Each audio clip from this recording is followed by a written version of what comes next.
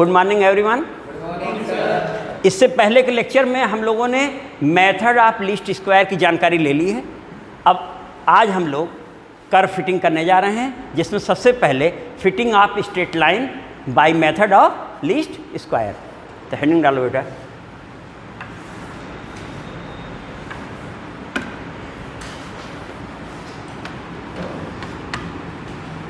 Fitting of straight line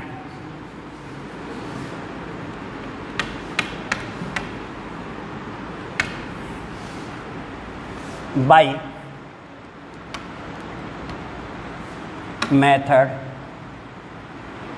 of least square।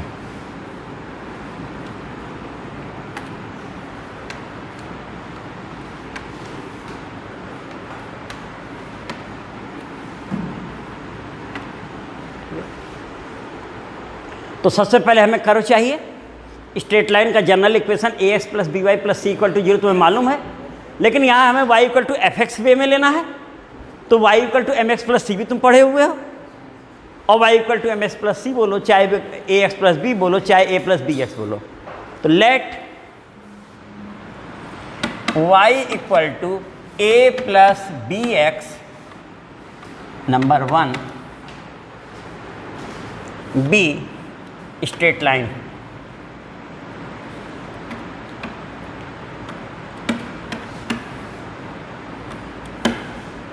अब ये exact नहीं है, ये हमने क्या है जनरल माना है। एग्जैक्ट फिट करके डाटा का आधार बताना है, ठीक है ना। तो let y equal to A plus B X be given data for straight line be x1 y1 x2 y2 x3 y3 xn yn। यही गिवन डाटा बेटा और क्या कहलाता है? ऑब्जर्व्ड वैल्यू या एक्सपेरिमेंटल वैल्यू। तो ये और ये पॉइंट हैं, ये जो डाटा है क्या है? पॉइंट्स हैं। तो ये हमारे गिवन पॉइंट्स हैं, जिसे हमने कहा given data for straight line, जिसे हमें फिट करना है, ठीक है। अब इसे हम यहाँ पर पहले फिगर बना लें, तब बेटा करते हैं। ये हो गया हमारा। ये हमारी स्ट्रेट लाइन आ रही है, जो फिट होने के बाद आएगी, वो भी बना लेते हैं पहले से ही। फाइनली स्ट्रेट लाइन फिट होकर हमें यही मिलने वाली है, और गिवन डाटा हमारा ये है, ठीक है ना। P1 P2 P3 dot dot dot Pn हो गया बेटा, बना लिया। P1 P2 P3 dot dot Pn। और ये है x1 कामा y1, ये है x2 कामा y2, ये है x3 कामा y3, और ये कितना बेटा xn कामा yn। ठीक है, बना लो बेटा ऐसे। ये हमारे एक्सपेरिमेंटल वैल्यू या ऑब्जर्व्ड वैल्यू है। कर्व जो हमें फिट करना है वो स्ट्रेट लाइन है, वो हमने सपोज किया y equal to A plus B X. Finally वो ये बन के आ रही है। तो इस पर पॉइंट जो हैं वो ये पॉइंट इस पर नहीं है, ये भी इस पर नहीं है, ये भी इस पर नहीं है, ये भी इस पर नहीं है, और इन्हीं गिवन पॉइंट से लाइन फिट करनी थी हमें। तो इस पर पॉइंट कौन है वो देख लिया जाए बेटा। इस पर अगर देखा जाए तो यहाँ पर पॉइंट, सबसे पहले बेटा इसको हम यहाँ से मिला देते हैं। तो ये हमारा हो गया, ये एब्सिसा और ये ऑर्डिनेट। ऐसे ही इसके लिए हो जाएगा, इसके लिए भी हो जाएगा, और डॉट डॉट लास्ट वाला भी हो जाएगा, ठीक है। तो ये देखो, ये एब्सिसा एब्सिसा एब्सिसा ये बन रहा है, लेकिन उस समय ऑर्डिनेट हमारा ये है पहले के लिए, दूसरे के लिए ऑर्डिनेट, तीसरे, ठीक है। अब इस कर्व पर यानी स्ट्रेट लाइन पर ये जो कट कर रहा है हमारा ऑर्डिनेट, एग्जैक्ट ऑर्डिनेट तो ये वाला है, इसको हमने नाम रख दिया बेटा यहाँ, ये n1 रख दिया, यहाँ n2 रख दिया, यहाँ n3 रख दिया, और ये कहीं यहाँ आएगा n4 nn। ठीक बेटा, ये हो गया, ये है फिगर क्लियर हो गई। अब यहाँ पर अभी हम लोगों ने कहा था difference between experimental value and expected value. Expected value कौन सी है? n1 m1 है, और हमारी एक्सपेरिमेंटल है t1 m1 है। दोनों का डिफरेंस क्या कहलाता है? एरर कहलाता है। ठीक है ना, दोनों का डिफरेंस हमारा एरर है। तो यहाँ से बेटा हम आए, let expected value for x equal to xi R, expected value किसकी बेटा? ऑर्डिनेट की है, आर yi कितनी आ रही बेटा? तो x1 पर y1, x2 पर y2, जिसे हम और क्या कह सकते हैं? fxi भी कह सकते हैं बेटा। ठीक हो गया? हाँ, y1 yi डैश, yi तो ये वाली है बेटा, देखो ये y1 y2 y3 yn ये है, तो इसको डैश नाम बदल दिया। एग्जैक्ट वो नहीं, एग्जैक्ट होता तो वही नाम होता, ये बेटा है। अब इनके डिफरेंस को ही हम एरर कह रहे थे।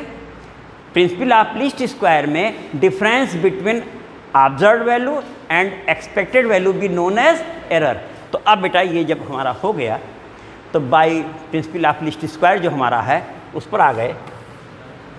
ये नंबर 1 बेटा कहीं साइड में कोट कर दिया जाए, y equal to a plus B X था क्या बेटा? यहाँ कर लेते हैं। तो इसमें बेटा देखो हमारा E1 हुआ y1 माइनस y1 डैश, क्यों? E2 हुआ y2 माइनस y2 डैश, जिसे हम कह सकते थे y1 minus fx1 y2 minus fx2, क्यों बेटा? यही था ना। और इस तरीके से En की बात करें तो yn minus yn dash equal to yn minus fxn, क्या बेटा? ये हमारा क्या है? ये हमारी एरर्स हैं। और प्रिंसिपल ऑफ लीस्ट स्क्वायर में एरर्स के स्क्वायर के सम को क्या कहते हैं? s। तो let s equal to E1 square plus E2 square plus dot dot En square. ठीक है बेटा? और ये डिफरेंस तुम लोग देख लो, लिखा ही हमने। यहाँ से आए equal to sigma EI square, I from 1 to n भी कह सकते हैं बेटा। और EI जब बोलेंगे 1 है तो y1 माइनस fx1 है, 2 है तो देख ही रहे हो तुम। इसका मतलब इस प्लेस पर हम आ गए,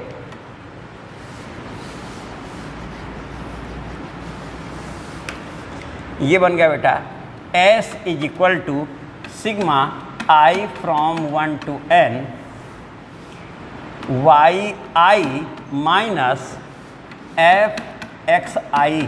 क्यों? देखो बेटा सही है, लिखा था भी हम लोगों ने। और उसका क्या है बेटा? उसका स्क्वायर है ना, उसका भी स्क्वायर है, क्योंकि एरर में तो E1 E2 E3 हमने लिखा ही था। यहाँ तक क्लियर हो गया?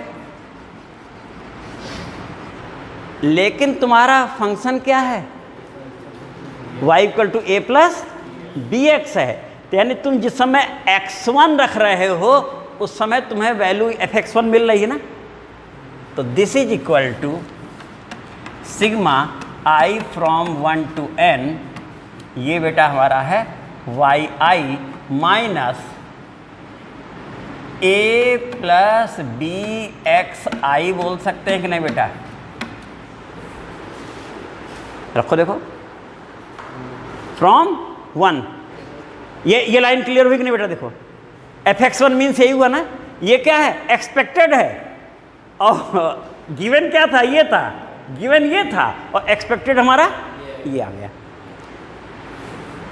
नंबर 2, इसे क्या बोल देते हैं बेटा? नंबर 2 बोल देते हैं। By principle of least square, देखो बाई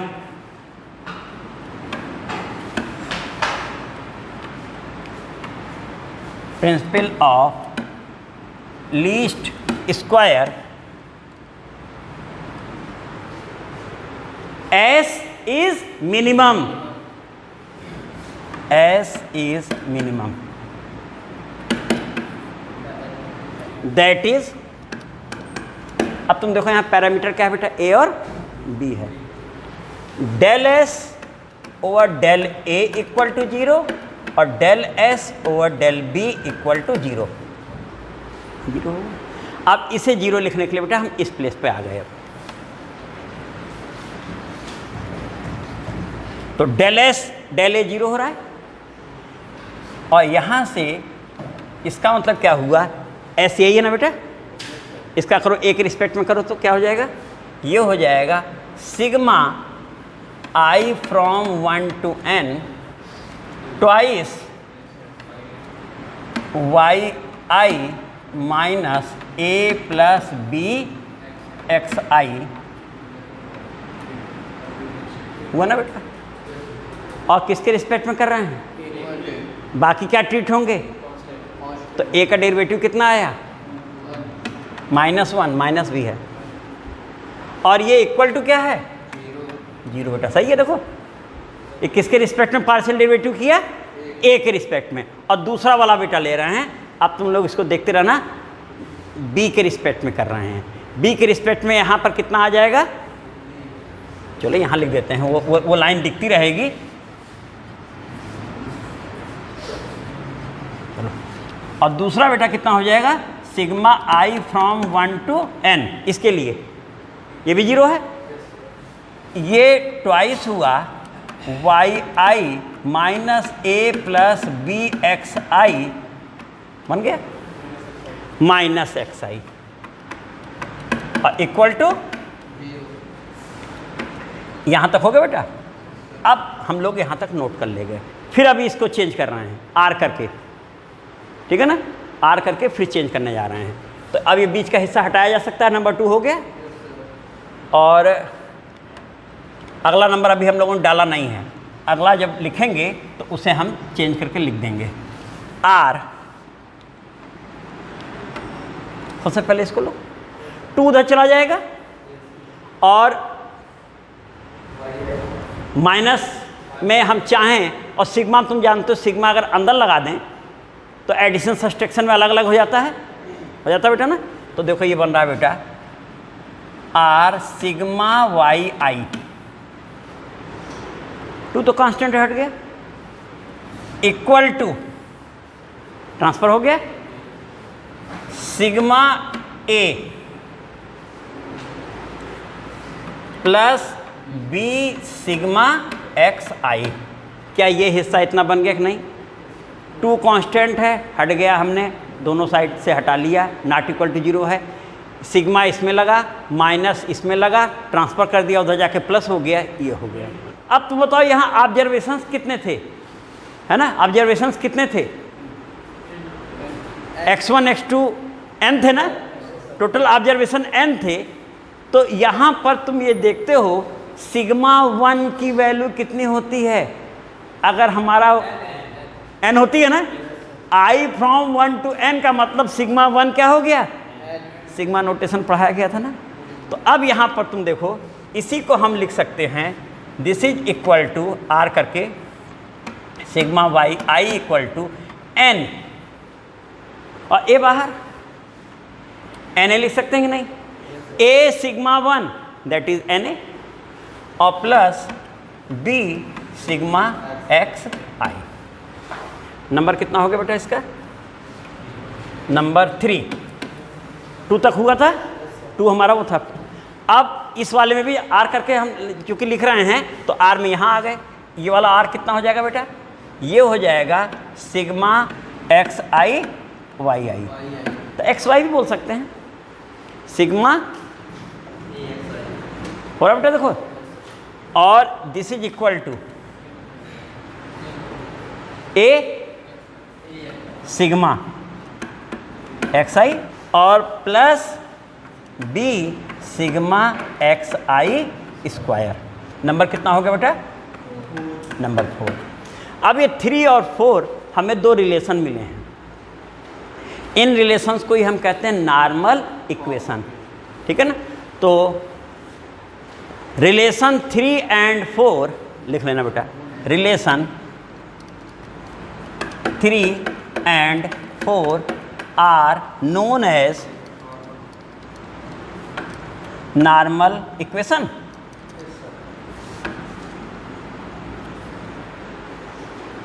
ठीक है, अब ये नॉर्मल इक्वेशन में बेटा मिल गए हैं।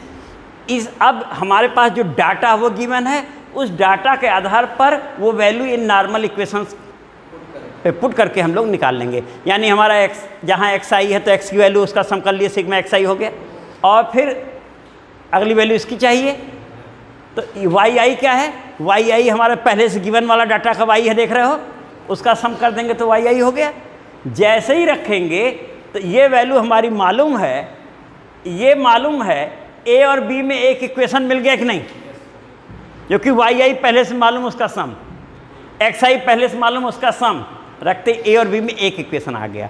अब उसी डाटा में दोनों का प्रोडक्ट करके शुरू से लेकर लास्ट तक ऐड कर दो तो सिग्मा एक्स आई वाई आई हो गया कि नहीं।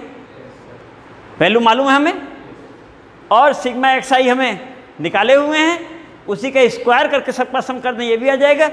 इसमें भी रख दें तो ये भी ए और बी में क्या होगा, हमें ए और बी में कितने इक्वेशन मिल गए? 2 इक्वेशन मिल गए। अब 2 इक्वेशन सॉल्व करके ए और बी की वैल्यू आ जाएगी। जैसे ही ए और बी की वैल्यू आएगी, वो वैल्यू हम यहाँ रख देंगे और फाइनली हमारा रिक्वायर्ड फिटेड कर्व हमें मिल जाएगा। मेथड क्लियर हो गया बेटा कि हम यहाँ पर प्रिंसिपल ऑफ लीस्ट स्क्वायर से फिट करने के लिए ये नॉर्मल इक्वेशन बनाएंगे। ये नॉर्मल इक्वेशन तो बन गए, यहाँ हमने दिखाया, लेकिन जब अभी क्वेश्चन लगाना होगा तो क्वेश्चन लगाने में हम ये सपोज करेंगे और सपोज करने के बाद नॉर्मल इक्वेशन लिख जाएंगे। नॉर्मल इक्वेशन को हम टेबल से वहाँ वैल्यू फिट कर देंगे, ए और बी की वैल्यू निकालने के बाद रख देंगे, आंसर आ जाएगा। तो अगले लेक्चर में एक क्वेश्चन इस पे लिया जाए।